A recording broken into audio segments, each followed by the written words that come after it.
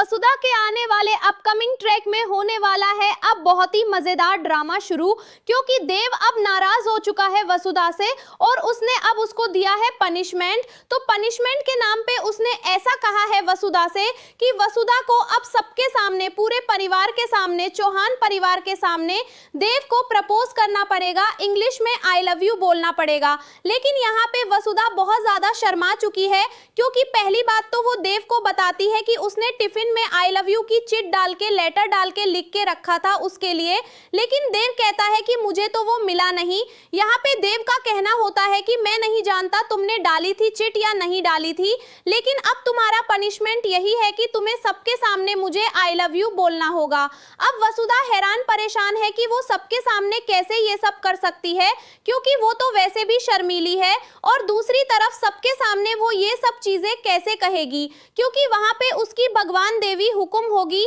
दादी सा होंगी, सा होंगे और सब लोग होने वाले हैं। लेकिन यहाँ पे देव की जिद पे देव अड़ चुका है और देव मानने वाला नहीं है। देव ने कह दिया है कि वो अब खाना नहीं खाएगा। अब वसुधा करने वाली है एक सरप्राइज प्लानिंग की तैयारी, जहां पे वो दिव्या के साथ मिलके, वसुधा दिव्या के साथ मिलके देव के लिए सरप्राइज प्लान करने वाली है। वो बहुत बड़ा सा एक बोर्ड लेके आने वाली है, जहां पे वो गुलाब की पंखुड़ियों से आई लव यू लिखने वाली है, जहां पे वो देव को सभी के सामने ये गिफ्ट देने वाली है। लेकिन दोस्तों, कहीं ऐसा ना हो वसुधा का ये प्रपोजल कहीं नाइट में और वसुधा के लिए ना बन जाए, क्योंकि अब नए विलेंस की एंट्री सीरियल में हो गई है, और इस बार सीरियल में एंट्री नहीं, घर में ही बैठे हुए हैं विलेंस, यानी चंद्रिका सिंह चौहान सबसे बड़ी सीरियल में आज तक के शतक की विलन बनती हुई नजर आने वाली है। क्योंकि अब जो समर कह रहा था वो कहीं ना कहीं तो बात सही ही है, चंद्रिका ही सबसे बड़ी विलन है, क्योंकि वो नहीं चाहती कि वसुधा आगे बढ़े